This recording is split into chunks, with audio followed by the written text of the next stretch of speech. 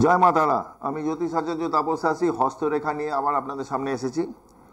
এডুকেশনে বাধা কাদের আসে, কি কীরকম চিহ্ন থাকলে আপনাদের হস্তরেখায় এডুকেশনে বাধা আসে, একটু ঠান্ডা মাথায় এটাকে পুরোটা ফলো করতে হবে, নাহলে বুঝতে পারবেন না। যেরকম একটা হাত, এটা একটা মানুষের, এইটা হচ্ছে আপনার আয়ুরেখা, ফার্স্ট লাইফ লাইন। এখান থেকে আপনার হেড লাইন, শিরোর, এটা হার্ট লাইন, ওপরে হৃদয় রেখা।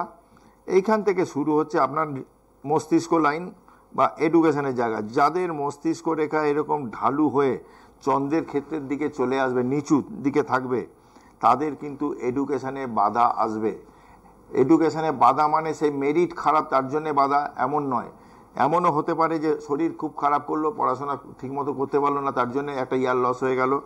বা মেরিট ভালো না, পড়াশোনা খুব খাটছে, আলটিমেটলি কিন্তু সাকসেস হতে পারছেন, একটা ইয়ার কিন্তু লস হয়ে গেল, আটকে গেল কোনো একটা ক্লাসে, খুব বেশি দূর করতে পারে না তারা। চন্দ্রের দিকে বই নিয়ে বসে, মন থাকে অন্যদিকে। আপনার সন্তানের যদি থাকে, দেখবেন এই রকম ঢালু যদি থাকে, তাহলে চন্দ্রের দিকে ঢালু যদি হেডলাইন থাকে, তাহলে কিন্তু তাদের এই রকম পরিস্থিতি হয়। এবারে এই হেডলাইনটা যদি দেখা যায় যে ভালো পড়াশোনায় খুব কাদের, সেটা আমি একটু এঁকে দেখাচ্ছি।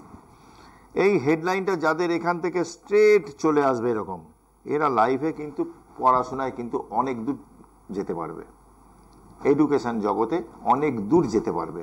আপনাদের যাদের আছে এরকম, তারা একটু মিলিয়ে নেবেন।